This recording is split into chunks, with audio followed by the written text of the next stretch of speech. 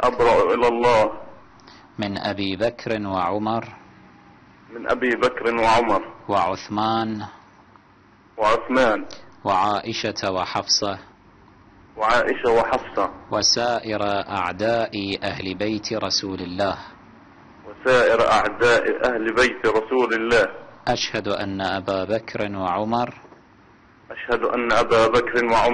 وعثمان وعائشة وحفصة في النار. صلوا على محمد وآل محمد. الحمد لله إنه الله كتب لي أعيش لهذه اللحظة وأعرف طريق الحق والنور من طريق الباطل يا شيخ.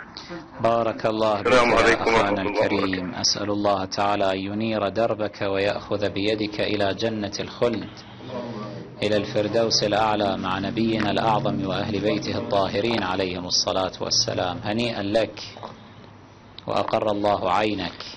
هنيئا لك أخي خالد، وتقبل الله أعمالكم إن شاء الله. أخي خالد، منذ متى بدأت رحلة البحث عن الحق إن شاء الله؟